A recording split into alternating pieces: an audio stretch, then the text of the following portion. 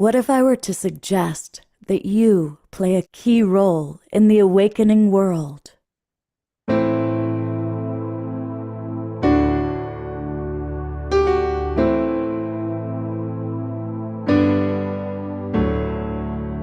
that you are watching this because you have heard the call.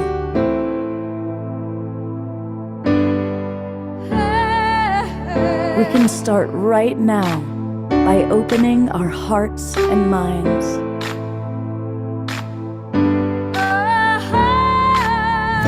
Welcome to the awakening world.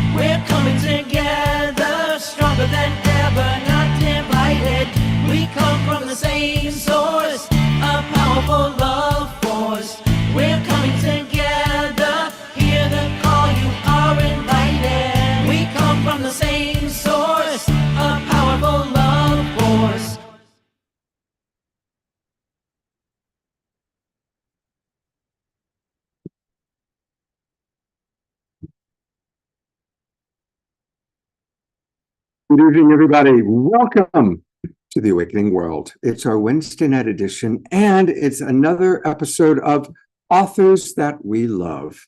And we've got two wonderful women with us tonight who have both written really important and powerful books. And we're going to have a dynamic conversation about everything from goddess to the cosmos to awakening our world. And so welcome. I am Love Coach Scott Katamas. And our two authors, one of whom you've seen on the show before, going way back all the way to when we were doing Saturday Night Alive with the Global Peace Tribe. This is Anodea Judith. And many of you have read her many books. She has done a lot. I was on her website, and this is what I saw when looking at her books. Look at all that she's done. And I think, certainly, I think everybody has Wheels of Life. That's one of those books like Autobiography of a Yogi that is on every bookshelf. Every one of us has that one. Anyway, she is here to share her newest book, all about goddess. So we're looking forward to connecting with Anodea. And then we have a new friend with us, which is Lee Kempter. And Lee came to us referred by the great Reverend Jeffrey Goldbrook.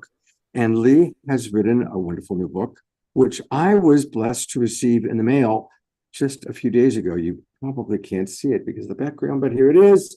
It's all about tethered to the cosmos. So we're going to be tethered to Lee and to Anodea for the next 90 minutes or maybe a little bit longer, learning all about them, their books, their life. So welcome to the Awakening World, Lee. I'm really looking forward to chatting with you.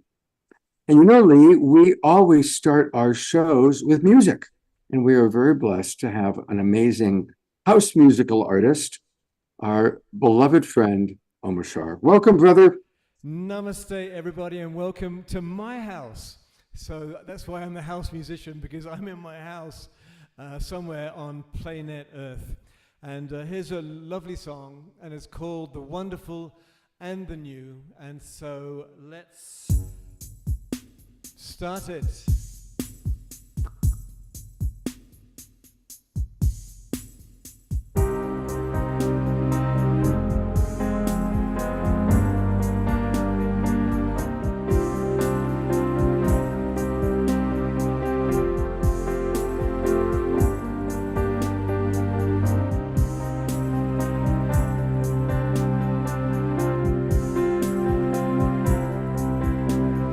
Never walk away again, so lay down all your guards.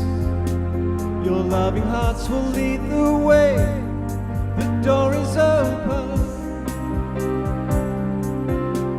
The wonderful and the new is waiting patiently. step and you will see all you've been dreaming.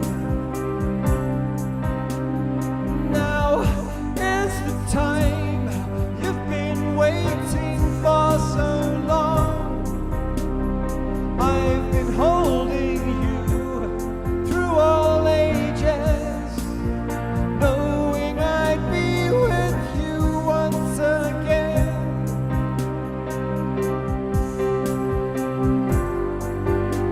You'll never be alone again. Please take my hand in yours. I love you just the way you are. You're my creation. The wonderful and the new is waiting patiently. Take a step and you will see all you've been dreaming. Now is the time you've been waiting for so long.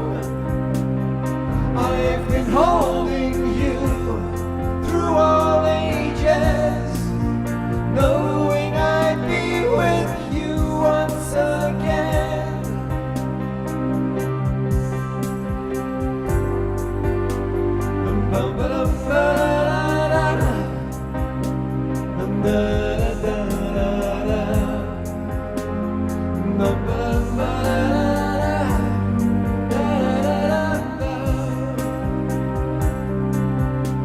You'll never walk this way again, so lay down all your guards. Your loving hearts will lead the way. The door is open, and now is the time you've been waiting for so long. I've been holding you through all ages, knowing I'd be with you once again.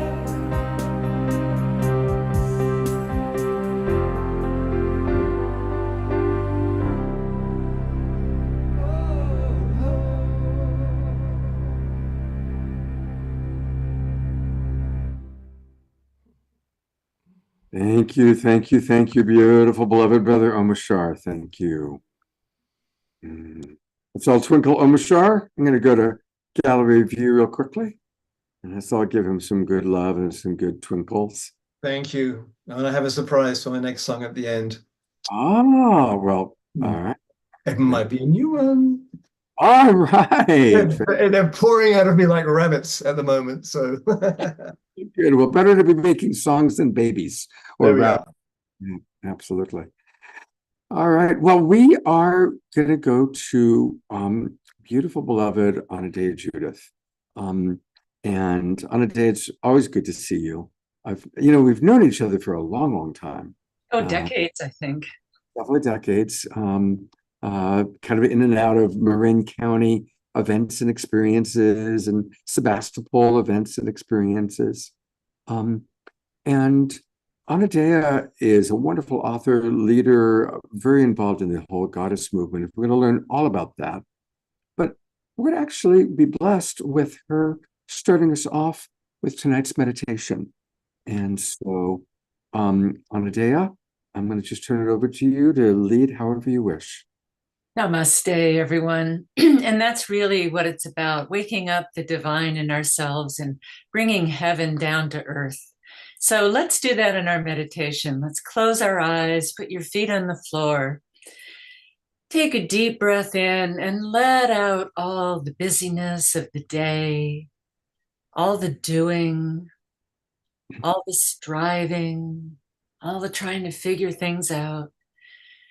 And just let your energy flow down your body like a slow river flowing to the sea.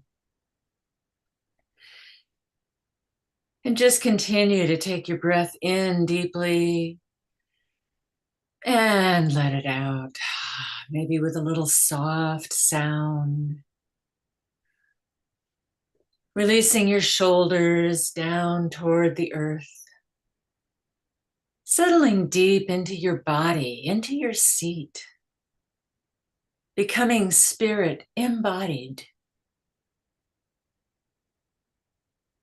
feeling that divine self waking up inside and opening that central column of energy that connects heaven and earth through the very sacred center of you.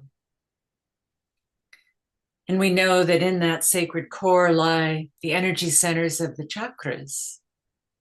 And so let's just imagine our world and what it could be through the lens of each chakra. So opening the crown, imagine a world that was informed and governed by wisdom, and that there is a greater intelligence behind it all, if we can just quiet ourselves to listen, and that that intelligence guides our actions and our words. And we come down to chakra 6, the world of vision, and we imagine a world that's beautiful, as this world that we have been given is so beautiful. Here in the Northern Hemisphere, it's spring and the goddess is just bursting with color and life. But imagine the whole world bursting with color and life, a springtime for humanity, a world you're happy to wake up to. And we come down to the throat chakra and imagine a world based on truth, where we truly listen to each other, where we feel safe to speak our truth, where we are governed by deep truths that we share. And of course, in the heart, we want a world governed by love, a world more of collaboration than competition, a world more of peace than war, a world more of acceptance than judgment, a world of inclusion rather than separation, a global heart. And then dropping down into our solar plexus, we empower that world. And what about a world where each person feels empowered to make a difference, feels empowered in their life to be who they are, to be effective change makers? And as we drop down to the second chakra, let's not forget a world of pleasure, a world that feels good, where we're happy, where we enjoy life. And finally, coming down to the root, a world where the bodies and the environment are healthy, a world of health in everything, in our physical world. And so as we ignite our chakras all the way up and down in the inner world, we also connect them with the outer world. And we hold this to be possible. And this is the world that we are creating together. Namaste. Beautiful. Thank you very much, Anadea. Thank you. Thank you. I'm going to very briefly read a little bit about her, and I put it in the chat box. And I want to welcome all of you that are watching on all the different broadcast partners. We go out to about 150 Facebook groups and pages. So if you're watching us on Facebook or Conscious Awakening Network, really appreciate our friends there, or maybe Alan Steinfeld's YouTube channel, however you might be watching us, welcome. You know, I'd like to invite you to actually come into the Zoom room. Come and join us. And this is a good time to do so because we just are starting our 4-month season. People that join us who register will get all the Zoom room links to all of our shows from now all the way till the end of June 30th. And it's easy. Just go to globalpeacetribe.com. globalpeacetribe.com. That's where you can learn all about us, all about the different shows that we do, and then click register for the new season. And that will take you to our registration page. And then from there, you can then decide what level you want to come in on to join us and to participate in all of our shows. We do 2 or 3 shows every week, always on Wednesday night and on Saturday night. And then we do special events. In fact, we might even be doing a special event this Friday night that we're right now putting together. So come and join the Global Peace Tribe. And most of all, you get to meet amazing people like our first guest, Anadea Judith. And to tell you a little bit about her, she's been called a prophet for our time, and she clearly is that. She's a globally recognized teacher, speaker, healer, and writer. She's definitely on the intersection of personal and collective awakening. Her passion for the realization of our potential matches her concern for humanity's impending crises, a fervent wish that we wake up in time. Well, you know, that's what this show is all about, Anadea. It is about an awakening world. And there's my dog sharing that. So I'm going to come right in before we get to your new book and just ask you, as somebody who's been on this path for a long time, for decades, you've been writing books and about raising up our consciousness. How are you feeling? What's your honest, we're all family here, so we can talk honestly. To what degree are you optimistic? To what degree are you concerned, skeptical? How do you feel about the state of our being and our planet? Well, it's a nail biter for sure. And this year especially is a nail biter. What I know about evolution is that our crises are evolutionary drivers. Barbara Marx Hubbard said that. And that a system does not change when it's stable.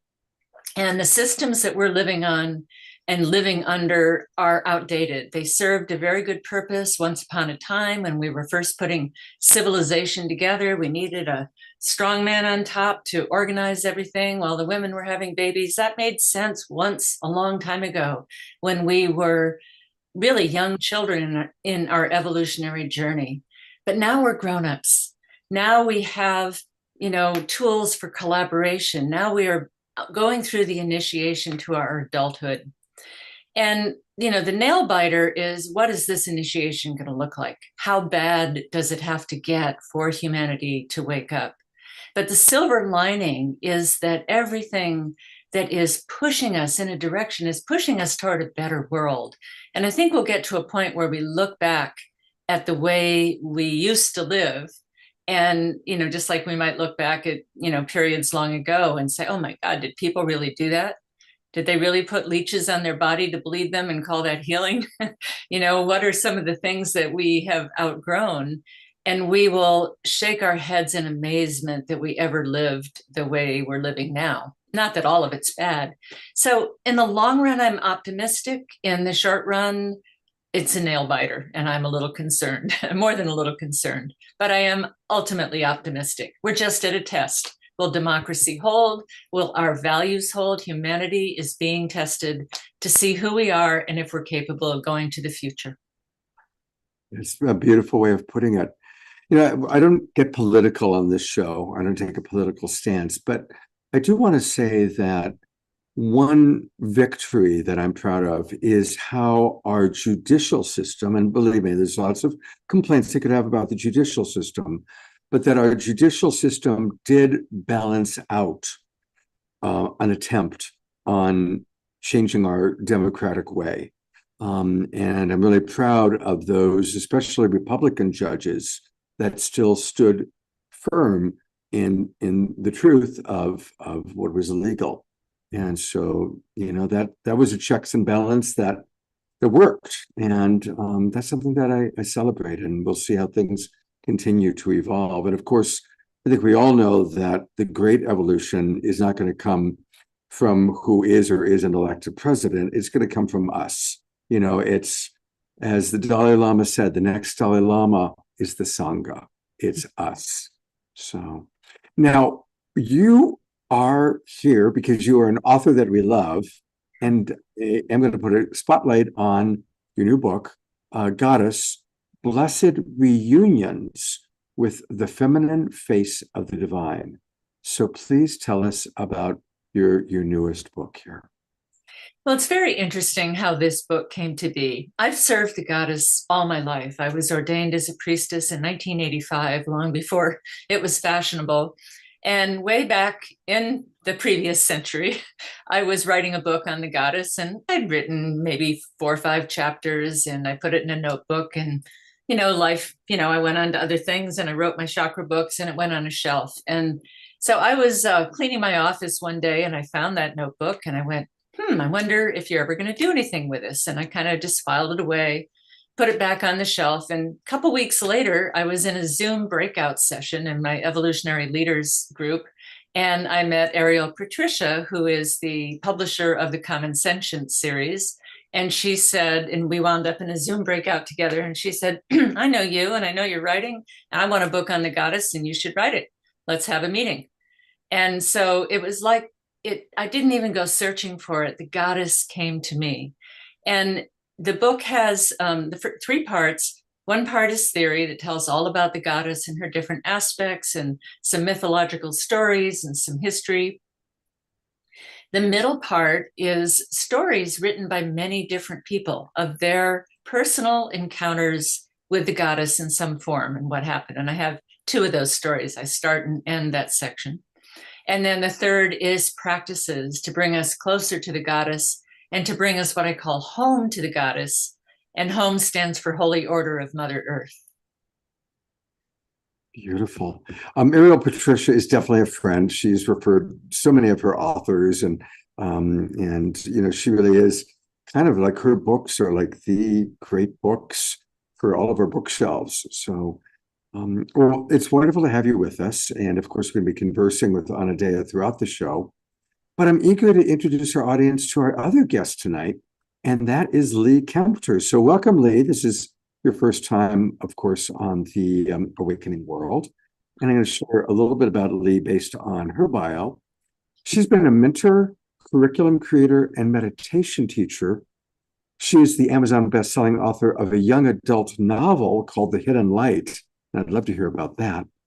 And her recent book, which is the one that kind of brought her to us, is called Tethered to the Cosmos. And it incorporates her deep exploration and study of unified science at the International Space Federation, exploring the true nature of reality of the quantum field that we live in. Her amazing talent as an author allows us to experience a heart-centered journey that interweaves a present and a future in which humanity recognizes that it can triumph over the escalating threat of impending extinction by embracing its massive quantum potentiality. And of course, Lee, our beloved Reverend Jeffrey, is always letting us know the latest of what's happening with the International Space Federation. But as a new friend to us, tell us a little bit about your background. Well, as you mentioned, I've been a meditator, obviously, for quite a long time. But I started off my life as more of like in the box kind of person. I came from a really traditional background, like Orthodox Catholic, very much family values, and there were their boxes. And when I reached my mid-30s, it happens for a lot of people, my soul was hurting so badly, I had to break out of the box. And that's when the meditation came. And it was so outside the box for friends and family that it took me a little bit of time to come to my own and say, but this is who I am. So I write from the perspective of real people, whether it's the young adult book, the things that we grapple with. So when I'm writing this book, for example, is going to take us from 2020 to 2045, all the things that I feel like I'm grappling with and my friends are grappling with, but the characters take it to a quantum level and really, really look at it. So I love the idea of getting still. I realized long ago that was the magic of meditation. It wasn't just so I could feel good and all that. It took me to what the quantum scientists say is the core. And when I get to my core and I get into stillness, from there, I get into flow. So my life journey's been and continues to be how to stay in that flow, how to be just literally invite the unknown in, because that's where we're headed. We're headed for unknown. We've never seen times like this. I haven't, and I don't think my ancestors have, quite like we have right now. So that's my background is meditation, teaching it, sharing it, and also I've done quite a bit of caregiving for both my parents and my husband. So I took quite a hiatus for periods of time to not write, not teach meditation or do anything. I was strictly worked with that, which that has influenced me.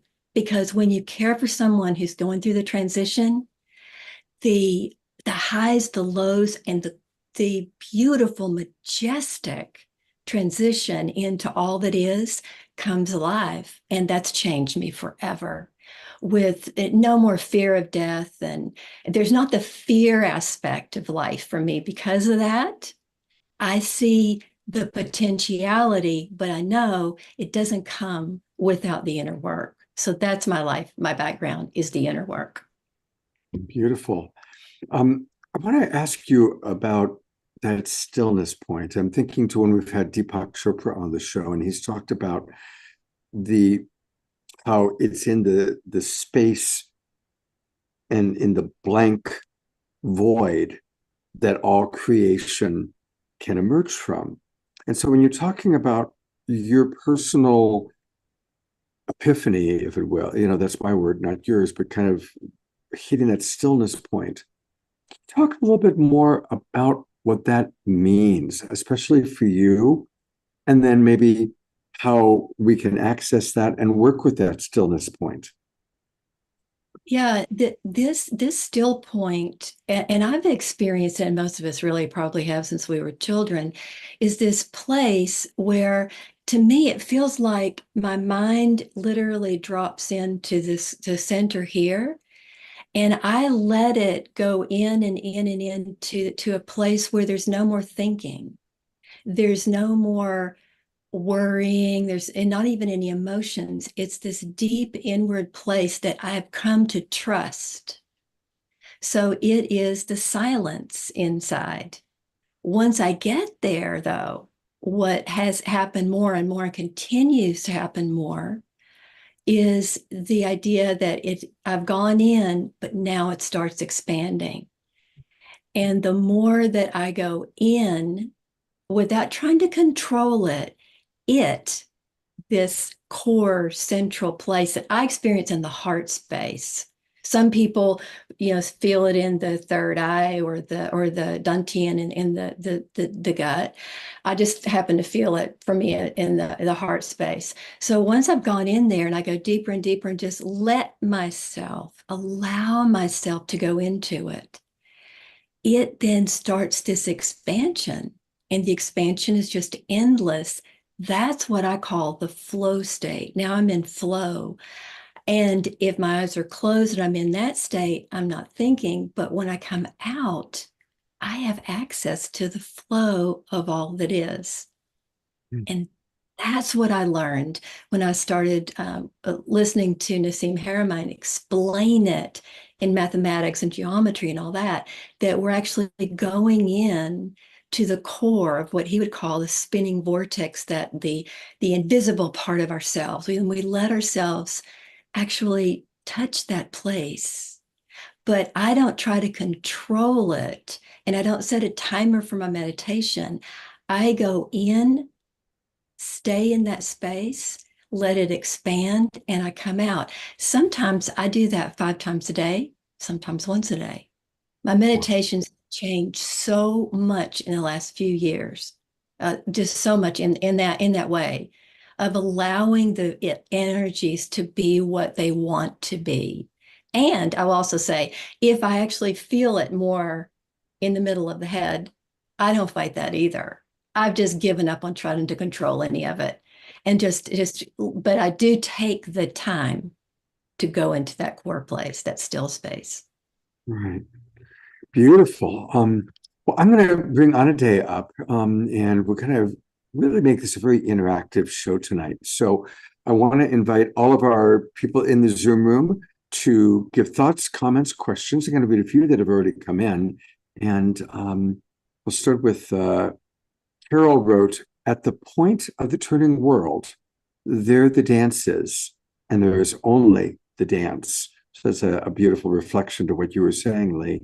And we actually have a question from Susan Bloomquist. This is probably for you, Anadea. She's asking, do you refer to the goddess as Gaia? Yes, Gaia is one form of the goddess and probably the main form, because even Gaia has many forms, but it's seeing Gaia or the earth as a living, intelligent being that is self-regulating. We know that the amount of oxygen stays stable in the atmosphere. We know that the ocean salinity stays stable. How does that happen? There is a self-regulation. There is an intelligence.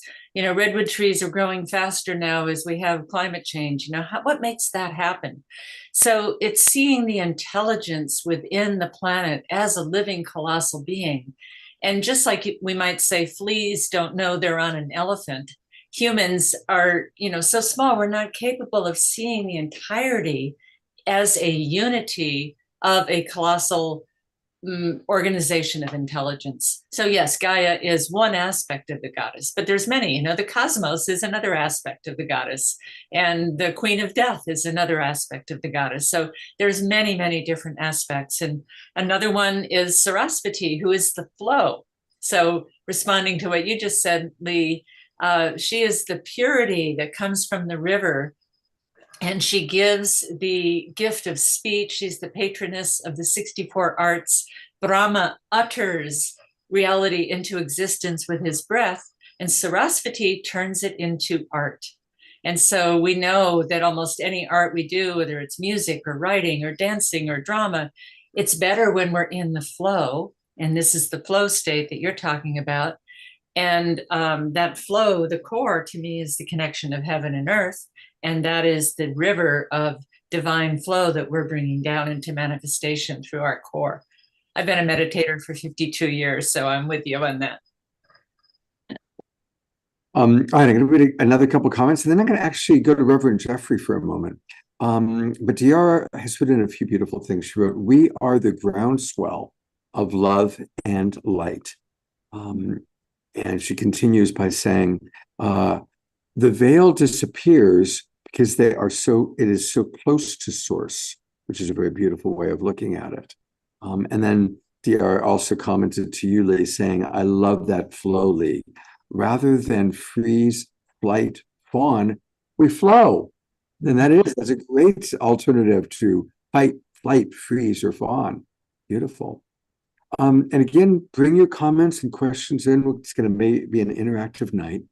We're going to bring up our beloved Reverend Jeffrey, who is, of course, a big fan and part of the International Space Federation. What do you have on your third eye there, Jeffrey? I learned this. Well, actually, it was very interesting. We were having a breakout group over at the International Space Federation about putting the arc crystal on our heads. Voila, your next show Saturday night, one of your great guests shows up with the arc crystal on his forehead. And of course, this is the technology and some of the solutions that we are bringing into the solutions for what we're facing. And that, of course, is being developed at the scientific and technological level at the International Space Federation. But trust me, the people over there are as esoteric as you'll find anywhere. They're not just crunching formulas. They're definitely doing a lot. And that's why our quantum pilot here, Lee Kempter, is such an amazing way of translating these understanding of this science into a loving, beautiful, heart-centered. I mean, it's so moving. I mean, she talked about her own personal experience, but what she went through with taking care of her husband when he's passing. It projects itself so beautifully and deeply understood about the nature of how we stay connected in the book. It's such a beautiful example. I just can't tell you. I just love this book. I really love this book, and it moves me. It takes me places where I can't go myself, but I hold on to some of these giant. She's a gentle giant, and in many ways. And hey, if you go there, you might find your own gentle giant too, because it's amazing crossing how she takes us safely across the veil and back.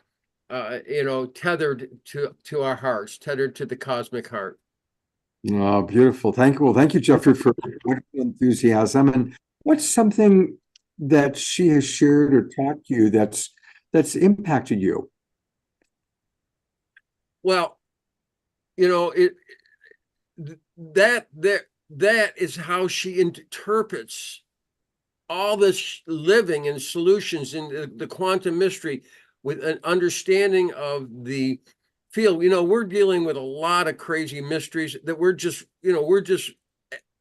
having to now integrate, and watching her doing it with such a gift of of understanding and going through the process that we are having to shift into a whole new awareness.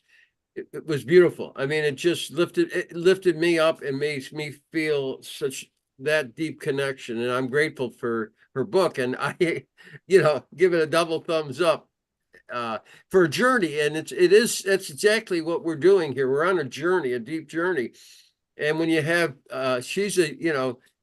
people like Lee able to take us on these journeys and emotionally connect with this field at that level while we're going through all this process, this huge process that we are, and you are the master of here bringing it together in this fertile grounds, where we can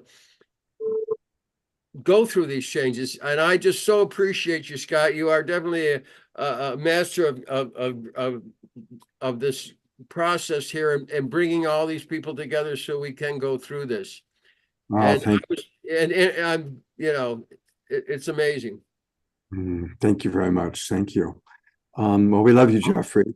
And we do have a question, and this would be a good one for both of you. And by the way, DR writes, Jeffrey, you recommend great books. Thank you for bringing beloved Lee to us. And it's true. Thank you very much. Yeah. Susan is asking, so this is a question for both Anadea and Lee. Can you give us some tips on how to meditate effectively? Well, you just spotlighted me, so I guess I'll start. Yeah, I've been meditating for 52 years, and I started out with TM, where I was given a mantra, and that became sort of my meditation for a long time. I still use that mantra some, but my meditation practice has expanded so much. But mostly I come to sit, have a special place in my room, in my bedroom in the morning. I open my crown, much like the meditation I led, and I just imagine emptying out and pulling down divine energy and filling up with that as I let my thoughts go, as I tune into my breath, as I settle down into stillness, into emptiness. And just as Lee described, it begins with finding that still space in the core and letting my body settle, but then it expands.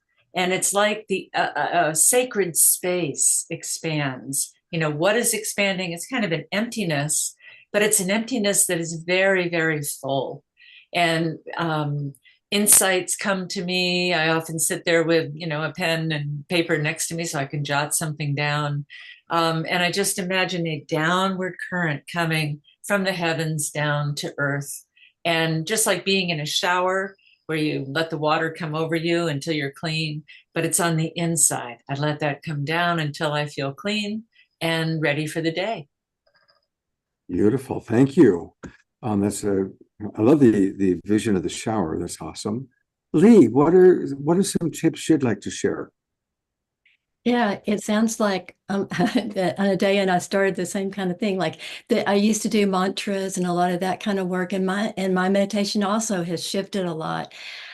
I actually came to a point where I felt like I needed to feel my body when I started to meditate. And I never really thought about that before. It's more like quieting the mind. But this is like just letting my mind, the energy of the mind, just slowly descend right into the center of the heart space, the whole chest, and let that energy just be there for a minute.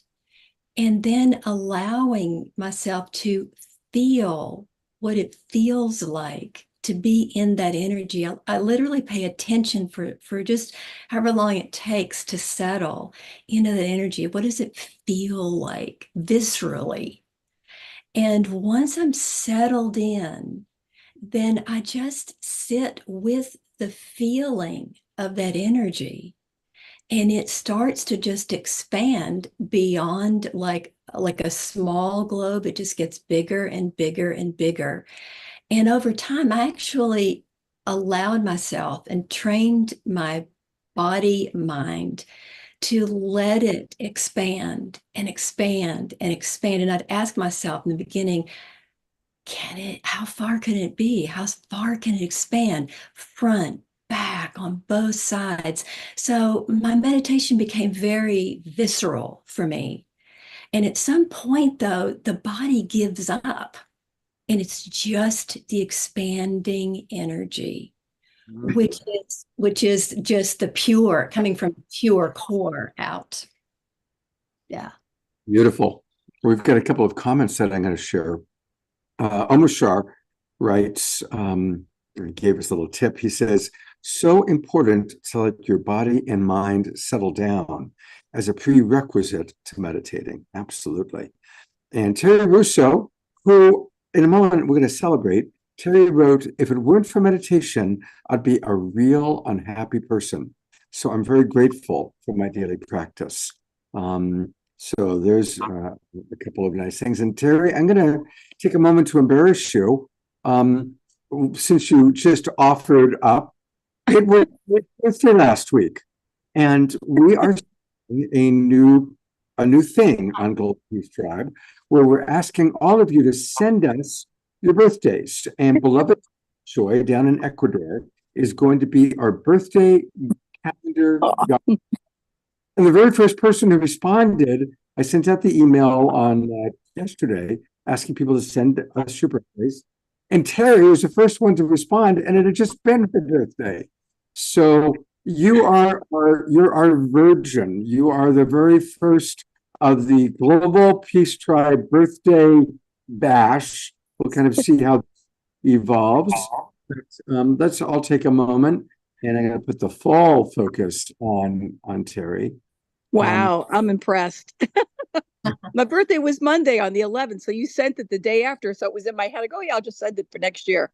Because I know I forget, because my memory, I have CRS disease as we get past 50, 60, you know. Do you know what that is, CRS disease? No, what is that? Can't remember blank.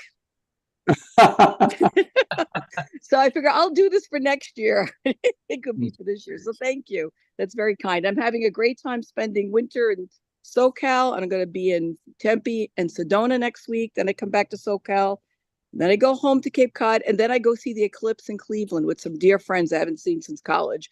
And then after that, I think I'll be back in Cape Cod for a while, starting up my holistic practice. So it's been an exciting winter. So I'm very happy. Thank you, everybody. The last thing, while we've got the focus on you, let's all put our Global Peace Tribe love onto Terry. And what's a vision for this new cycle around the sun that's starting? What's a vision we can all hold for you? That I can get this holistic practice going in my yoga studio, not my yoga studio, my friend's yoga studio, because I think this would be great for the community and for me as I age, because I believe in it more than Western medicine. So to me, this is important. So I'm very excited. Hopefully this will work so that I help people be healthier and, less side effects, toxicity, and could have a part-time income while I start collecting Social Security. I'm waiting for Medicare soon. Well, maximum grace for Terry Russo, maximum grace for your health, for your wealth, and for the success of your beautiful and very important new venture. Maximum grace. Thank you so much. Peace, everybody. It's important. And there's a lot of wonderful comments that have come into the chat box for you, Terry. So definitely make sure that you take a look at those. I will. Thank you so much. All right. I did notice that a couple of questions have come in. And then we're gonna have a Omashar song in a few minutes. Don Drake, by the way, just said, Lee, I love your description of embodied meditation and beyond. Sylvia has a question for both of you. So I'm going to bring both of you back up. And Sylvia's question is, would you be up for speaking to Mother Wound, Mother Well, and or the womb sacral heart connection as a gateway in meditation? Which one would you like us to start? Well, why don't you start with the mother wound, talking about, and if I'm understanding what she's asking, and you can correct me, Sylvia, I'm interpreting it to mean that how can we use the mother wound as a way to actually, as a gateway into meditation? That's kind of how I interpreted that. But anything you wish to say about the mother wound? Yeah, so we are all suffering from a mother wound. We are living in a culture that is, its dominant mythology is a father with no mother. So we're living in a broken home. We don't even know there was a mother. We don't ever talk about her. We have a father that rules alone and doesn't even date. So we are all suffering from a mother wound. And if you go back in history and back to ancient history, you see that once the whole world did worship a mother that was, seen as the life-giving force of the earth. And then as she matured, we came into civilization and there were established goddess temples and gods and goddesses and full pantheons. And then that was brutally knocked down. The whole religion suppressed and destroyed, and the temples turned to ruins and the statues beheaded and the priestesses killed. And so at that time, the knowledge of the mother, the worship of the mother, the understanding of the intricacy of interconnection of all of nature was lost from the culture, and its value was diminished.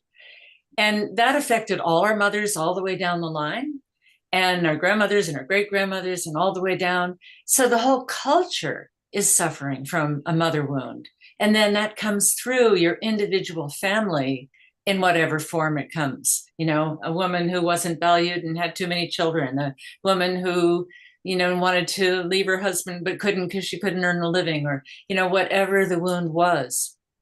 And then that second question about the heart space and the womb as a center of meditation. An interesting thing happened to me as I was working on the Goddess book. I found myself going into resistance about meditating. And I've been a meditator for over 50 years. And I thought, what's that about? I just didn't want to sit. And I realized as I really meditated on it, so to speak, that my body was tired of being rigid and utterly imperfectly still. Now that has its value, but there's a kind of meditation that is more feminine, that isn't rigid. It's moving. It's sometimes saying, what does my body want to do? Oh, this shoulder wants to move up. And, oh, maybe I want to wiggle my hips a little. And maybe I want to move energy through my spine. And that feeling different parts of my body and letting them express themselves in subtle little movements became a meditation. And now that I've done that for a while, that is kind of taking me to the stillness, and a deeper stillness than enforcing it. Thank you very much. That was beautiful. I'm going to go to our other guest, Lee, to see if there's anything you'd like to add to this conversation. Yeah, I agree with what Anadea just said. Like, culturally, we have this mother wound. It doesn't matter if you're male or female. It's a wound that's come through history. I did a lot of research for these books, because it's actually a trilogy, and some of the characters go back and they're looking at this very thing. And one of the things that I came to was being willing to sit in meditation when those aspects of the mother wound come up, because they do for all of us. And there'll be like a memory of something, or something comes up on social media. It doesn't matter, but you can feel like there's an uncomfortable thing, and it's very clear it's coming from that wound. I actually used the lower belly to settle into the lower belly. Instead of the heart, I'll start with the head and go in and get really quiet, bring that down to the heart. It hits the heart. And then I let that move into the belly and viscerally feel the belly being massaged, loved, cared for, and I acknowledge it as the seat of the mother. This is where all creations come from, the mother. And what Anadea just said, in ancient times, it was so revered. They have these cool little icons that they would fit in the palm of your hand. And these go back like 8,000 years, 10,000 years, some 30,000 years. And it's only the body of the goddess. They're loving and holding in their hand. And it was appears to be an individual practice. This big belly and the reproductive capacity, the opening. So I let myself feel those aspects of the mother. Because sometimes what happens in our culture, it's all about the mother whose womb I was in. It's just about that. And Anadea is pointing to, and what I've come to see, is so much bigger than that. It transcends long, long, long timelines. But when we see that and feel it and allow it to be in our body as expansion, and then we can feel the uncomfortableness, and that's the more contracted side, and then just let it expand a little bit. I just find meditating on it viscerally has become really, really helpful. And I appreciate so much, like I have looked into Anadea's book. When we look at the goddess, she just has to be here up front and center more than she's been. I don't think we're going to survive, thrive, and evolve unless we bring this back. And what she was mentioning too in her meditation, it's got to be more body. We have to bring it in so the cells start going, oh, well, wait, and this is where it gets back to Nassim's work. When I do that, when she does her movement, we are putting information into the field, and then the field is bringing information back to us. We're feeding forward and receiving back. And the more of us that do that, it expands out even bigger. And we are connecting to the cosmos, like an unlimited multiverses, with this feeding forward and coming back and feeding forward. And I think when we let our bodies participate, that's part of what we feed into the field. It's not just thoughts. It's the whole embodiment of who we are. So I get excited about that. So we're on the same page. Awesome. We certainly are. Things kind of always work out, with getting like the two of you on the same show Yeah. together. And originally Lee was going to be on next week, and there was like, nope, I want to be with Anadea. So I'm going to read a few comments, and then we're going to put the spotlight on our beloved Eleanor Joy. Sylvia writes, I found swaying to Ishka Allah Ma Budallah. Sorry if I mispronounced that, which I'm sure that I just did. She says swaying to that is a very helpful practice. And Sylvia continues, yes, through his history, the mother wound is an invitation to embody our story. Don Drake wrote something very sweet. He wrote, the blessing of the mother is powerful in this group. The transmission of Shakti is quite potent and delightful. Absolutely. And George Noble brought out a little history. He talked about how the Cathars had an emphasis on equality of sexes, and they were exterminated by the Pope's army when they invaded France. And so many became afraid to reconnect to the feminine, to the Divine Mother. And actually, even going back before that, there were really two original sects of Christianity. There was the African sect, which were primarily vegan and very peaceful, and their whole approach was Jesus as a model of how we all can be, and that we can all bring the Christ consciousness in. And they were also very violently wiped out by the Latin sect, which were converted Romans and had that romantic conquer the world approach to Christianity. So again, we've just seen over thousands of years how the divine feminine has been stomped out, and it is returning through Lee and Anadea and so many of the people that we get to see on this show. A couple more comments, and then we're going to go to get an update from Eleanor.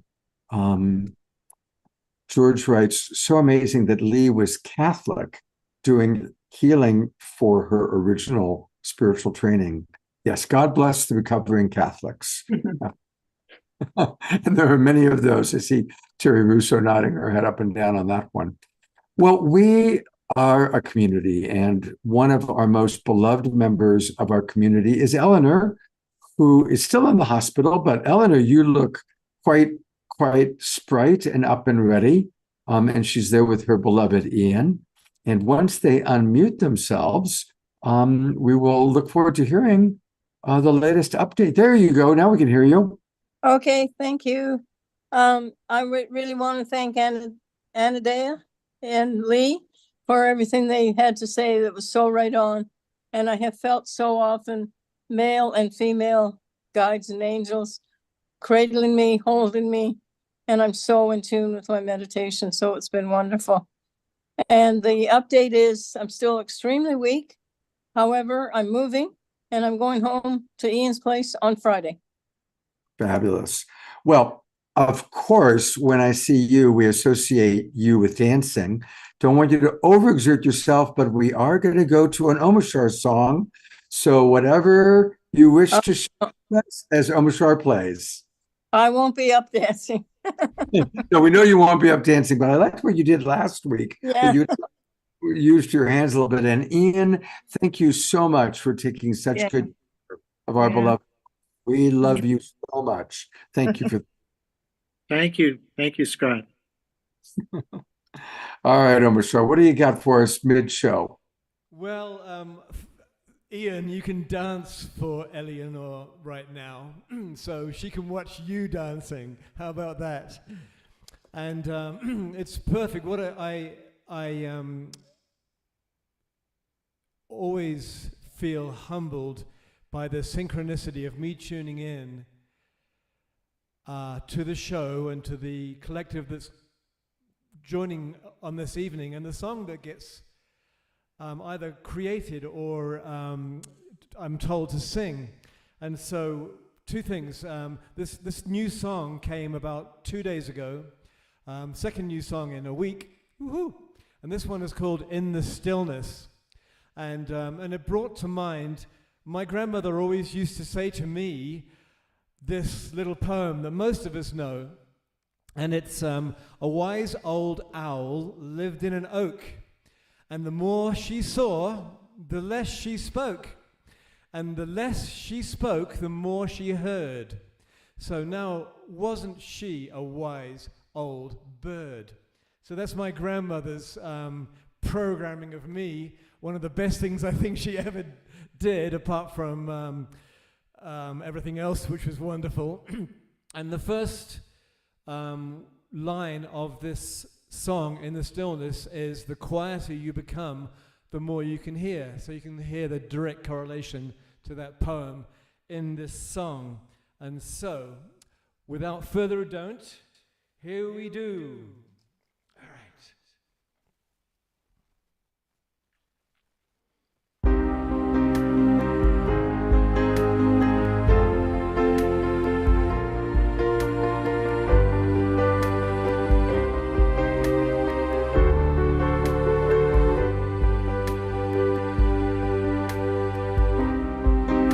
Quieter you become, the more you can hear. In the silence, in the stillness, I am here. Through the wisdom of your tears, through your heartbreaks, through your breakthroughs, through the shedding of your fears.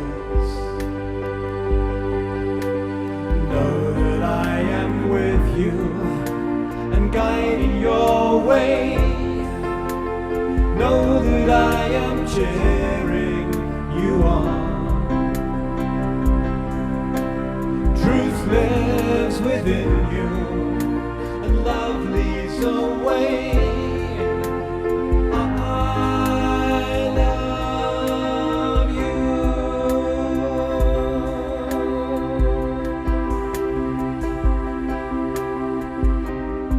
Now your heart and mind is clear, and you know that love is with you, love supports you, love is here. And you feel that you belong,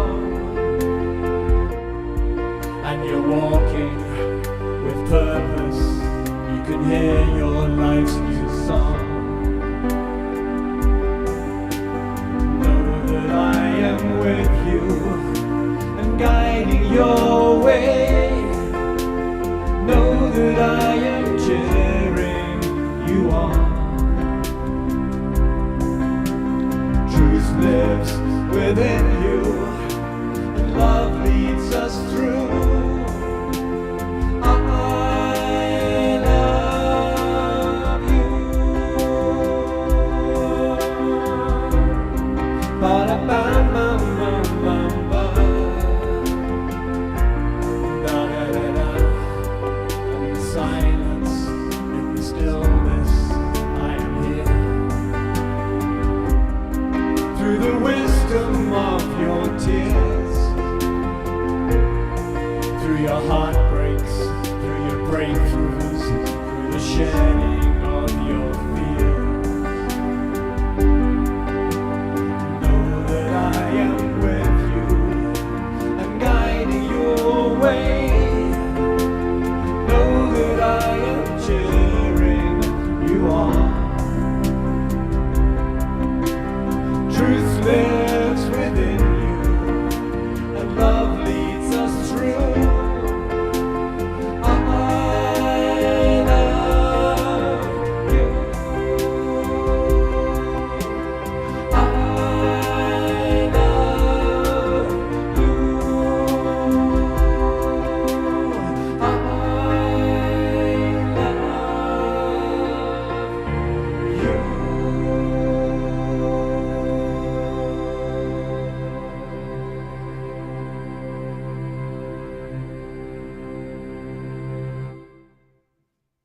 Wow, another awesome, new, amazing Omoshar song. Let's all give a big twinkle. That is a great one.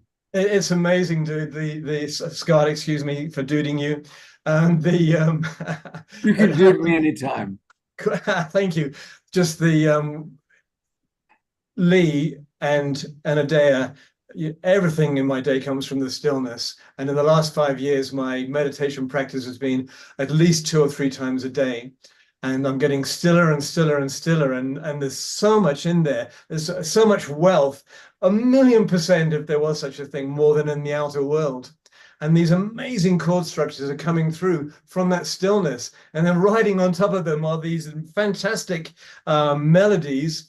And the lyrics are they come from the tribe, and this one from my grandmother and this tribe. And so in the stillness is where we are making the change. And Well, so and it's so amazing that you got this 2 days ago, and then here right away, the very first thing Lee talks about is the stillness. it's like the time-space continuum is shrinking into the now. And so we can actually get off of the time-space continuum and be 100% of the now. It takes 24/7 practice, and really it does. But we can retrain. We've got eons and lifetimes of interesting training, and we're all stepping out of that into the trueness of our beings. And so thank you for witnessing that, Lee and Anadea and Dude. So Thank you for that. I just want to mention, this is so interesting that you brought that up, because about that you're meditating more during the day, because I'm doing that more too, for shorter periods than a long period. And the reason I'm bringing that up is Nassim Haramein, he's at the Space Federation doing all these, massive formulas of mathematics and geometries. And what he talks about that they do is they do this for each other throughout the day in meetings. It doesn't matter. They allow themselves to go into stillness. And if one person goes in, everybody joins. Everybody gets quiet and they wait patiently till it naturally everybody emerges and they move on. And he said they are moving at like exponentially high rates. It's phenomenal, Lee. You're right. It's like the Quakers. Remember, exactly. It's their practice, and it is because the moment we get into the head, we go off on a tangent, and it's usually the ghost dogs of duality speaking through us. And every time we come back into 12 o'clock as the twin ray, I believe, is their place of balance, then we can move forward again. It doesn't matter if that happens 10 times in an hour, because we only want to come out from that stillness, that still point. Beautiful. Lee was talking about that field going out and coming back in. And what happens when you meditate is you go into resonance between the inner and the outer world. And we know that resonance happens when, sound waves, you're a musician, Omashar, you would know that, the waveforms of the different notes, when they have peaks and valleys that line up, there's harmony there. And resonance is sound waves actually adding together. And what happens is the amplitude, which is how loud it is, it adds. So if I have a wave like this and I add another one, it becomes like this. So the deeper we go into resonance, the more we actually expand the field. And when that field is very strong, someone else coming into it will be caught up in the field. It's just like if everybody's singing one song together and you have one person that just walks in, well, they're going to start dancing to that same rhythm because that field is so strong. So the more we create this resonant field with each other on the planet, with the divine, the more people will get caught in it and brought into that resonance as well. Yes. Beautiful. I want to just take a moment to remind everybody that we can support Omashar and support ourselves by going to the website. It's his name, omashar.com. And that's where you can go to Bandcamp, click, and buy his albums. And for especially all of you watching out on Facebook land, get his albums. They're amazing. I mean, every one of his songs is so powerful. And we love Omashar and we want to support him. So definitely omashar.bandcamp.com or just go to omashar.com and click on his music.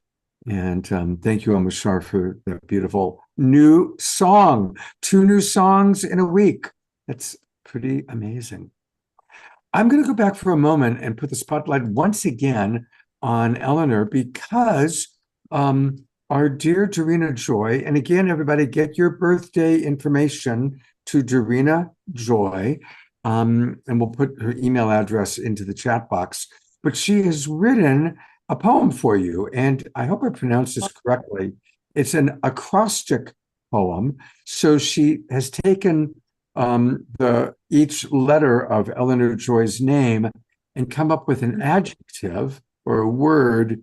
So as we look at Eleanor Joy, we look at her and we are enjoying, loving, energetic, amazing, natural, optimistic, radiating, and then the word joy, joyful, wonderful with an O, and younging, youthful.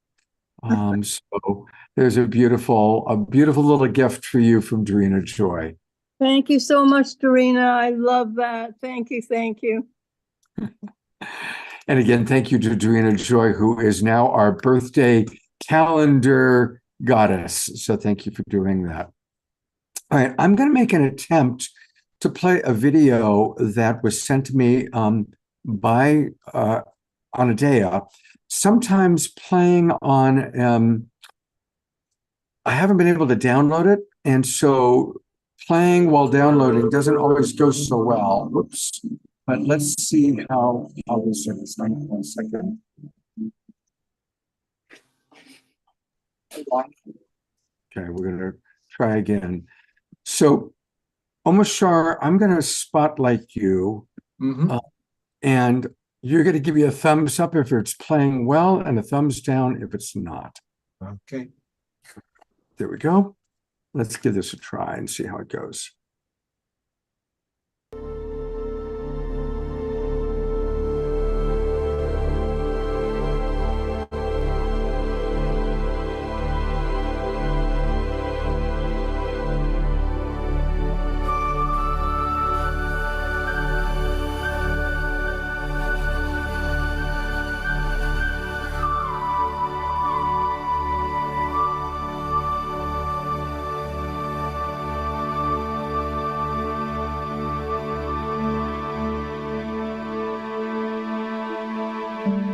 Who is this goddess whose name has long been forgotten? Who is this feminine essence of creation? This lady with laughing eyes, swishing her colorful skirts as she dances. Is she one or many? Human or divine? Is she eternal or is she constantly changing? Is she within or without? And why is her beauty and wisdom so missing in our world?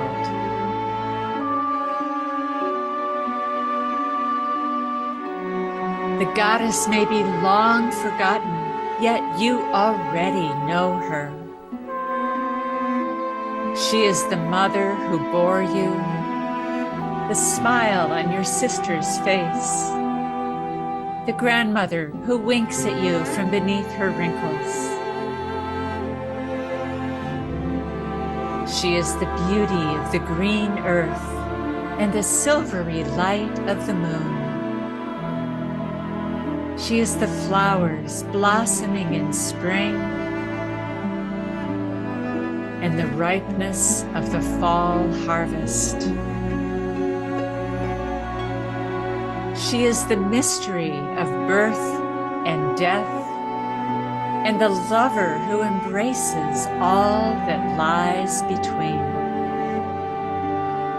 She is you and me and all living things, the incessant manifestation of nature in all its myriad expressions.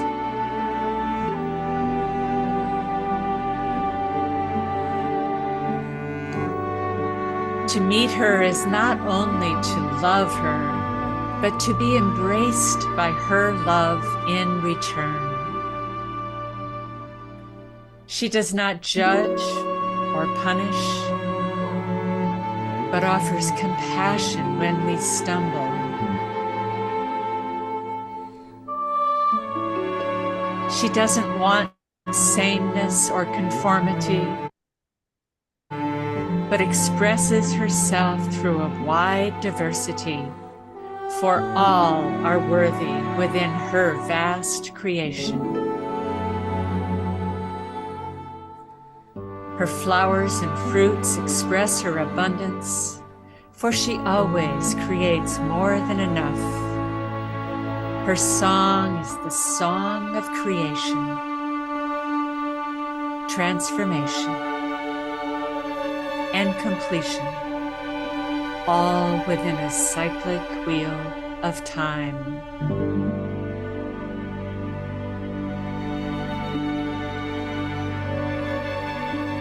And she is calling to you, calling you into her heart, calling you back home once again. Home to the goddess.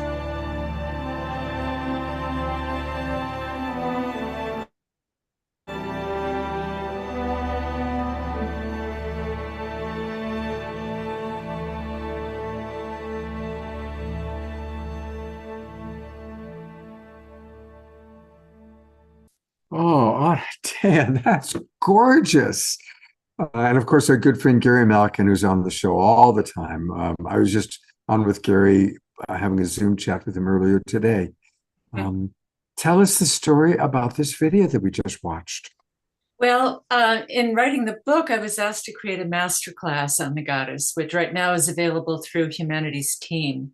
And that is the beginning of the masterclass. Then there's a 40-minute teaching on different aspects of the goddess, all with video and pictures, and then 11-minute meditation on breathing the goddess in and out of each one of your chakras. And so I created it for that. I love creating video. I love telling stories with images and music and drama and writing. And it was just my tribute to the goddess, because we have to experience her. She's not a concept. She is a living, embodied experience of beauty and love and grace. Beautiful. Well, the comments are flying in. Dorina Joy writes, what a gorgeous compilation of awesome images, inquiring questions, inspiring messages, and emotive music, and a beautiful invitation in this wonderful video. Thank you, Anadea, for creating and sharing. And more comments. Awesome, beautiful, all the comments coming in. So thank you for sending that to me to play. Thank you very, very much. I'm going to bring Lee back up and read more comments, and I've got a couple of questions, but just kind of going back to the mother wound, Sylvia had written a little bit follow-up there. She wrote, part of my mother wound happened in my first month of life.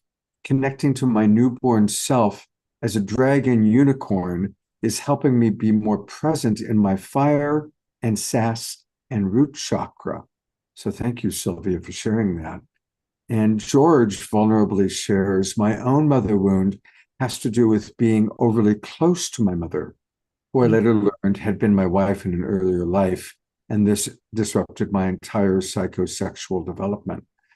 So thank you both for sharing so vulnerably. And as Anadea said, we all have a mother wound. We all have the dynamics that we're working with. Anadea, since you wrote Wheels of Life, which is the Bible of our understanding of the chakras, what are your thoughts? Often, of course, we hear about the 7 chakras, but often we hear from metaphysical teachers that there are actually many, many chakras beyond the 7. Now, I know that's a whole show unto itself, but could you give us just a little bit about how we can connect to maybe some of the chakras that we aren't so familiar with beyond the 7 chakras that we know most? Well, I don't deny that there are chakras above and below the body that are like overtones. You play a note on a string on a guitar and it vibrates and it gives off an overtone and it goes off into, levels that you can't quite hear with a human ear, but they're there, And so I think of those chakras above the body as overtones of the self. But I am really one that is a stickler for the basic 7 because I feel they cover the full spectrum. And I like the chakras that are embodied, that they are in the body. I mean, even including the ones in the head, chakra 6 in the third eye and chakra 7 in the crown, but they're all within our direct experience. So I don't actually have a lot of information or even support for trying to get in the ones out of the body. I say, bring it down into the body. I think that's where we're going to bring heaven to earth. We have to do it in an embodied way. We have Father Sky and Mother Earth, but there's 8 billion of us living on Earth. So we may as well start to come down into the body and bring it through there. So I'm afraid I can't help you too much on that one. I like the basic. No, well, I love where you went with that question. And, I think one of the things that I've observed is, 10, 20 years ago, maybe even more, 30 years ago, everybody was wanting to leave their body. Like it was all about leaving the body and ascending. But now most of the teachers I hear from are saying, no, it's about coming into the body. It's about embodiment. It's not about, taking drugs and escaping. It's about coming into the body and recognizing that the body temple, that our bodies are this extraordinary temple that we are so blessed to have. So, I hear you, and I'm bringing Lee back on. So, kind of on that note, all right, so quantum physics, this incredible understanding of the cosmos, but how does that relate then to our human body and actually working with the body temple? Yeah, well, you were just bringing up a good point. Like it's this physical body that allows us to have the experience of the cosmos in the first place. Without the body, we'll just be out there floating around. But so one of the key things for me in that is to remember every tiny little proton, trillions of protons in my body, within trillions of atoms, within trillions of cells, that they are, all of that is exchanging information with the field at all times. So this body is connected to the field. It isn't just like, oh, we're part of the field and we're floating in it. It's a dynamic. In other words, there's such a dynamic, they call it entanglement. Our protons with that of every other proton in the multiverse, we can't disentangle. We're part of it all. We're an integral part, and we're getting information from it and feeding information back. So I think the body is the cool place for us to get to experience the feelings of it. Without the body, it would just be just energy. But we have condensed it into a form that gets to feel it all. And some of it is heart-wrenching, but a lot of it is awe-inspiring. So yeah, I think the body's the place to be, personally. Beautiful. Anodea, anything you'd like to add to that? Well, the body is an instrument of consciousness. It's through our eyes that we see, it's through our ears that we hear, it is through the cells of the body that we sense. But the interesting thing is, in the nervous system, we have about 100,000 more nerve endings dedicated to sensing the internal state than we do the external state. Wow. So our nervous system, what we feel in the end of our skin and what we see with our eyes and all, there's about 100,000 more internal neuroreceptors. So we're more sensitive to the internal, but the body is the temple. And when we treat it as such, the divine takes up residence there. And I think that's what we're here to do, is to, I say evolution is the God's way of making more gods. And that our initiation is to awaken to our divinity and bring that into the body and bring heaven down to earth. Beautiful. When Deepak was on the show once, he said something very interesting, that about how interconnected we all are. He said that if we live to be about 90 or 95 years old, we will share approximately 10,000 molecules with every other human being who ever lived, right? Isn't that an amazing concept about just how interconnected we are throughout history? It's really a beautiful thing. You'll breathe a molecule of oxygen that Einstein breathed, Right, exactly. Diara wrote, we were taught 30 or 40 years ago that we were more than our bodies because our culture was so body focused and not focused on our spiritual nature. Many of us went, yoo, I knew it, and we did float around, but now is the time to come back in. Expansion and contraction as the natural order of things. It's a beautiful way of putting it. Okay, we've got a question here from Darina Joy. She says, Lee, I'm looking forward to reading your book, Tethered to the Cosmos, and the entire trilogy. Can you expand more about the exalted vibrations and also how to embody the vibratory celebration of quintessential planetary unicity? Woo! She got that quote from your book description. So tell us about that. Yeah. It was kind of hard. Like, how do I condense all of this? Because in this book, I'll tell you really quickly, we're talking about the goddess. The main character her name is Sophia. And Sophia is here with her husband and her best friend. They don't remember that they've been coming here for millions of years at particular evolutionary periods.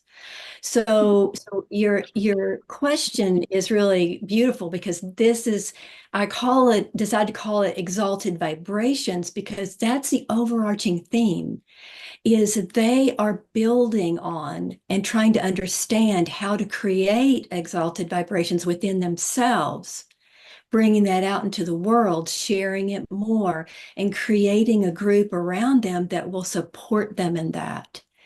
And so in the time period, the 20 to 2045, Sophia comes up with this. She can't remember who she is. She's starting to have memories. She knows she's connected to some giants, and that's confusing. How could that be? And a lot of that happens for us. We start having memories and dreams, and who are we? Where did we come from? But she is told that she has till 2045 to find an artifact, and can determine whether the planet makes it or not. And she's very close to Gaia. You start to learn about somebody who loves Gaia as a sentient being. This woman and her buddies really do. And so does her circle of friends. So the point is, when Sophia goes to look for an artifact, she doesn't know what it looks like, where it is, or what it's for. And that to me is where the exalted vibrations come in. She has no place to go but inside to raise her frequency and to stay in what she calls the exalted vibrations, knowing that she's a human being and she's going to have loss and be devastated. But she keeps coming back to the exalted state again and again and again because she's looking for something. But she, again, like all of us, she doesn't know what it is. She doesn't even know where do I find it. Those are all the questions we ask. Where do I find this? We have to keep searching. And her unfoldment happens a lot because she is around these quantum physicists and archaeologists and people that are taking her way back in history, cosmologists. And so the book, the trilogy took a whole lot of research and a whole lot of thought going in every day just after meditation. And I gave up scripting it and making it into a big framework. I wrote just for the last 3 years, just wrote and wrote and wrote till it finished itself. And I got to find out what Sophia was really looking for. I can't wait for you guys to hear it. All right. So, of course, we're talking about her book, and you can learn all about what she's sharing and all about the book by going to her website, which is her name, leekempter.com, LeeKemter.com, leekempter.com. And we're talking about the Exalted Vibrations trilogy. How could quantum physics unite with mysticism to shed light on solutions for the daunting future of humanity and Gaia herself? Why is 2045, the year 2045, 21 years from now, so important? And this is the first book of the trilogy, Tethered to the Cosmos, the first novel of the Exalted Vibrations trilogy. And of course, by going to her website, you just click. That's where you can order from Amazon. Now, the next book and the upcoming events, tell us about that. When will the next book be coming out? Yeah, I'll have to see because I'm self-publishing it. And one thing I found with self-publishing, it has its own life force. So I don't usually get to decide with the editors and all that other stuff. So hopefully the second book will come out hopefully sometime this year. And then, of course, we have the third book coming sometime next year. So. Wow. Well, I'm excited. I've got my copy that you sent me, so I'm looking forward to reading it. And thank you for. We all have roles to play, and you mentioned very briefly being caregiver to your husband and to a parent, and I just want to acknowledge both that, the incredible sacrifice that caregivers have to make. My day job is I'm a coach, and I work a lot with people that are dealing with death and dying. And I tend to, give a little bit of energy to the person who's dying, but I like to find who's taking care of them, because it's caregivers that need much more attention. The person who's dying is getting all the love and all the goodbyes and all the prayers. And meanwhile, there's somebody who's, cleaning up their mess and taking care of them and is exhausted and not getting a whole lot of attention.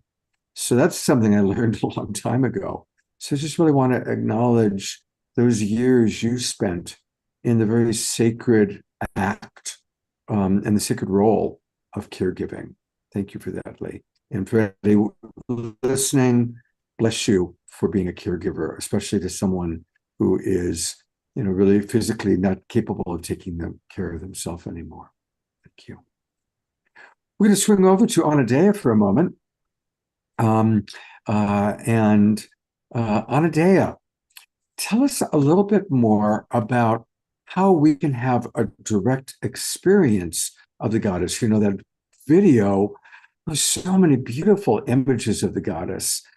So, okay, for those of us that are wanting to experience the goddess as more than an intellectual idea, what are some ways that we can connect to the goddess? The simplest way is simply to go outside. We have a culture where we spend 90% of our time, if not 100%, within walls, looking at a screen with a roof over our head, blocking out the sky. We might have a little window, but we need to go outside, get our feet on the ground, and especially, whether you're in the northern or southern hemisphere. I mean, in the northern hemisphere, here we are going into spring, and it's so magical. But fall is magical also. So if you're in the southern hemisphere and you're starting to go into autumn and winter, that's also a magical process of going inside. And one thing about the goddess is she's seen in 3 aspects, although I talk about 4 in the book: maiden, mother, crone, and then the 4th one I talk about is queen. But more than just the stages of a woman's life, the maiden is the springtime. She's the promise of renewal, the freshness. The mother is the summer's ripeness and fruits and fall harvest. And the crone is the winter, the time of rest and darkness. So as we just connect with nature, the goddess is right there. And if you just speak to her, you'll listen, just listen for the words whispering in your heart, that still small voice. She's trying to speak to you. Beautiful. Well, tell us a little bit about this website. This is one of your websites that you sent my way, and it's sherisesmovement.com. sherisesmovement.com. Tell us about this website and how we can work and play with this. Yeah, well, if you look at the website, there's quite a few things on it. This came out of actually, when the pandemic hit and I was no longer traveling as much, I'd traveled teaching all over the world for 25 years. What came through was this deck of archetypes, female archetypes of leadership that I call She Rises. And each archetype is talked about from the point of view of I, the archetype directly speaking; she, information about that archetype, historical or just data about women and money or something. And then you, what happens when you work with this archetype. And so for my 70th birthday, which was at the end of 2022, I did a large public performance of these archetypes on stage, and with Gary Malkin playing music. And it was a big public, like I say, a big show. And at that time, we decided this needed to be a movement, and is the movement of the feminine rising. Now, this does not leave out men. This is not a women's only thing. There's a quote I have in my book that the goddess movement doesn't only include men, it insists on it. So the men in this movement are happy because they're cavorting with goddesses who treat them like a god. They have women that are in their own power and capable of a full partnership. And so it's not just a women's movement, but it is the fact that the feminine what I say is the feminine needs to rise and the masculine needs to deepen right now. And when that happens, we can meet in the heart. Beautiful. Well, again, that particular website is She Rises Movement. There's some beautiful images from this card deck that you talked about. And there's some really beautiful quotes. So definitely go check out. And do you have any events taking place that you want to promote? Are there any live events, or are we pretty much all online now? I am going to do a live event in San Rafael at Open Secret, but we haven't pinned down the date yet, so I'm afraid I can't advertise that. Not a problem. When the time comes, let us know and we'll present it here for sure. All right, I'm going to bring Lee back up, and there's a few comments that have come in. There's a whole conversation going on about the word crone. Susan wrote, the crone can be much more than the end and rest. Her wisdom can save the world. Thank you for that, Susan. The goddess movement requires men to be more alive to their natural ways. Thank you again, Susan, for that. And Kathy writes, crone is a horrible term for a wise woman. And Susan suggests as an alternative, I like white grandmother. So that's quite beautiful. I guess while we're on it, any thoughts about kind of the crone archetype? Well, some say the word crone goes with the word crown. I think Clarissa Pinkola Estes first said that. I looked it up and I didn't find that it really held water, but it is the crown of wisdom, and it is the period of going within. It's the period of meditation. It's the period of not doing so much and really going inside and being quiet and letting things rest. And, in the patriarchal paradigm, it's like an arrow that goes out forever. And it says we can just go in one direction forever, but that is not sustainable. The goddess is cyclic and says, in order to be sustainable, you need a period of rest. The field needs a fallow time. And so the crone is that wisdom that comes from the stillness that we've been talking about as we've been talking about meditation. And I debated when I wrote the book, should I use wise woman? Because crone can sometimes be derogatory, but I wanted to reclaim the word as something respectful. Beautiful. Thank you for that. Lee, anything you'd like to add about that? Yeah, the idea of the crone, I like that you're saying to reclaim the word, because there's a lot of words that have been so distorted over time about women in general. But in every culture, like I spent 5 years in India with my husband, so we got really into the yogic traditions. And in there, as older people, they become forest dwellers. They go off and spend that time, that cycle of their life doing certain things. But when I went back deeper in history and saw where women have always worked with a lunar cycle. And it doesn't matter if you're postmenopausal or whatever, our bodies create these hormones, unlike a man's who it has certain hormones he's producing, but his are daily. And it's this consistent kind of a movement where women's change throughout the whole month. And so I even, in part of the second book, that Sophia starts to explore that with some other civilizations, in the cosmos, to see how did they handle that so naturally. Because there's times in a month where a woman needs more rest. There's a couple of days in there where she's super high energy, but we're not taught in our culture to allow that to be. We go in that, what Anna just said, go, go, go, go, go. And it works for men because of a dopamine hit that's good for them. But for women, it's depleting. So if we could get back to the goddess of the moon cycles, and work with that. That's why I love that we're talking about goddesses. Finally, she gets to have a voice and do a lot more of this physicalization and conversation because we got to talk about it to get it out there. It's been too quiet for too long. But these cycles that are literally physical, they're hormonal. We're built that way as women. If we incorporated it from the time we were young, we wouldn't know any different. We'd think it was fine that a woman took off or all of a sudden, why is she on fire? It's not to go, what's wrong with her? She just has that energy right now and it's surging through her. Take advantage of that and learn and let her be free. But in the times that she needs to be quiet, leave her the heck alone. Let her just be quiet. And because she's building up all this gorgeous energy that she can then express in the world when it's her time of the month to do that.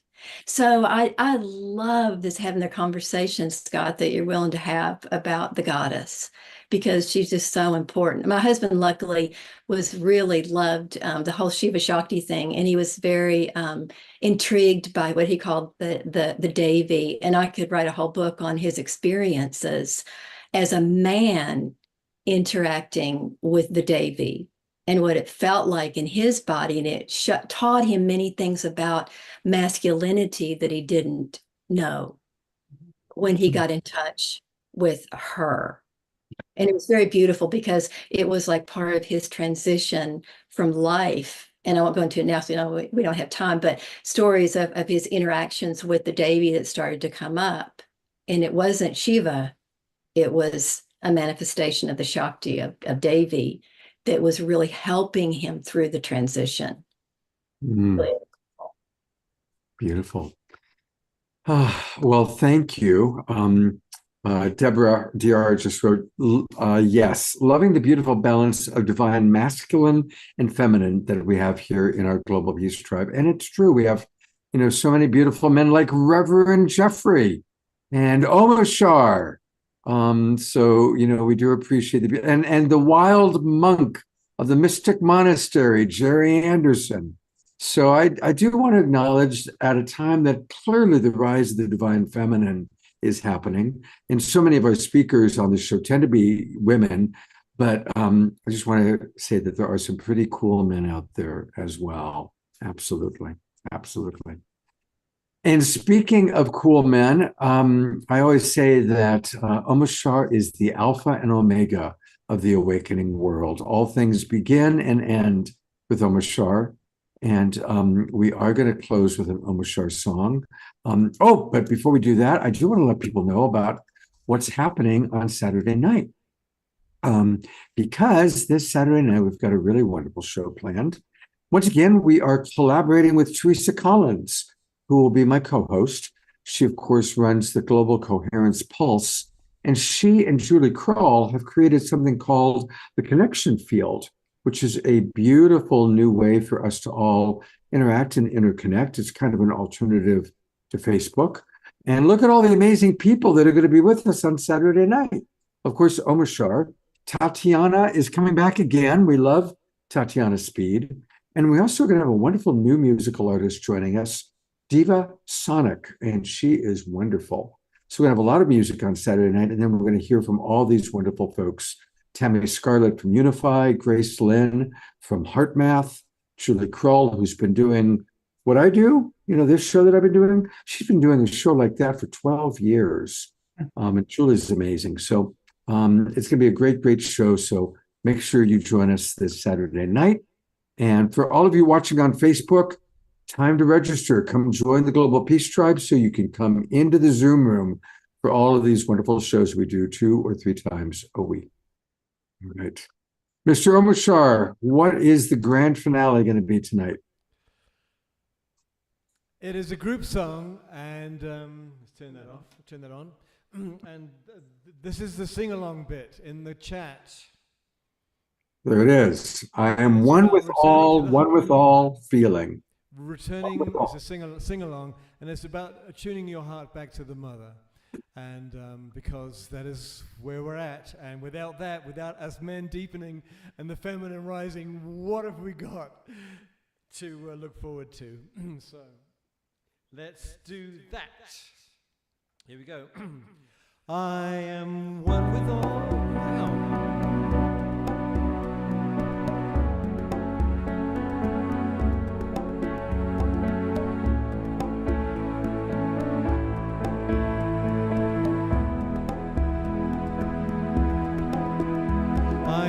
With all, one with all feeling, and one with all love, one with all healing, and one with all. Come on, Ian, dance. I am one with all, one with all feeling, and one with all love, one with all. One with all healing and one with all. A felt alone for oh so many years, held my head high to hide the pain, nowhere to turn, so to myself again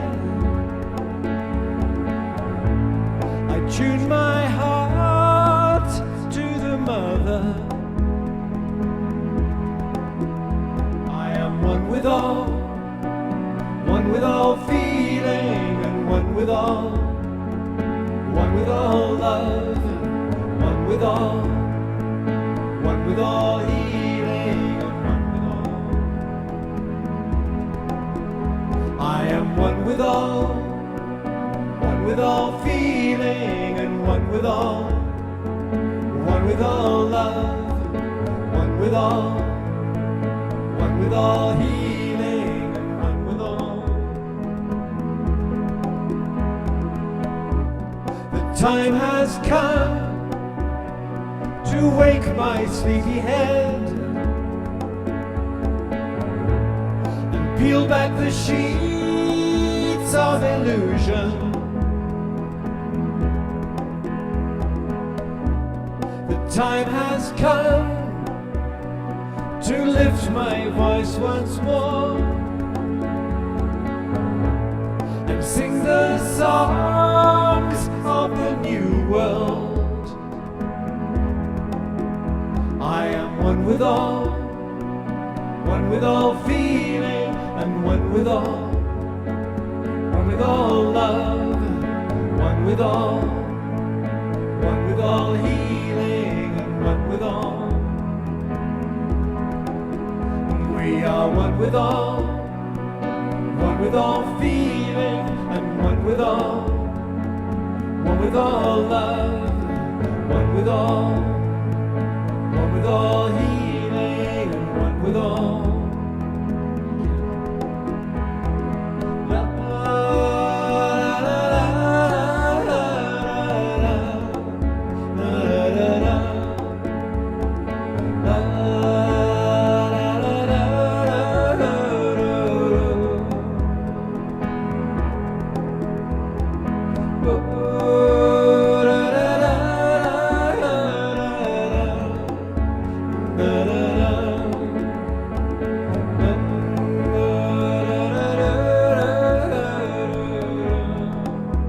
One more time.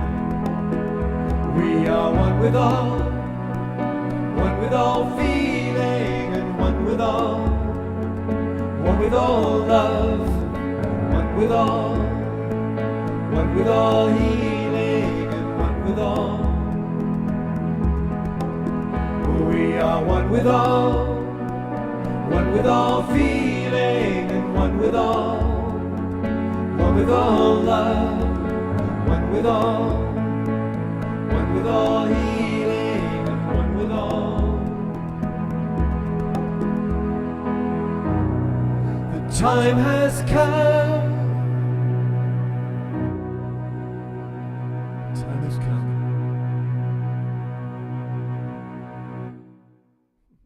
Beautiful. We're going to go to gallery view one last time. Let's all twinkle on Mashar. You know, we're all going to have that song in our heads for the rest of the night. That's always what happens. The closing song he does is what's in my head for the rest of the evening. Mm-hmm. Thank you so much, Mashar. Love you so much. Well, a reminder one last time, we want to thank our wonderful goddesses who are our guests, Anadea Judith and her wonderful book called Goddess, Blessed Reunions with the Feminine Face of the Divine. And again, a big shout out, and let's all get Tethered to the Cosmos, the first of this Exalted Vibrations trilogy, book number 1 by Lee Kempter. Thank you so much, Lee and Anadea, for all your dedication to write these books, get them out to the world. What beautiful creative expressions. And of course, thank you, Mashar, for just really making this show always so wonderful. Let's have a wonderful week. I look forward to hopefully seeing all of you on Saturday night. And I'm going to go to Gallery View one last time. Everybody can wave goodbye. Good night, everybody. Have a beautiful, beautiful evening. Thank you, Scott. Beautiful. Thank you, Omashar. Thank you, Lee. Nice to meet you. Nice to meet you too. This was great. Thank you. Woohoo!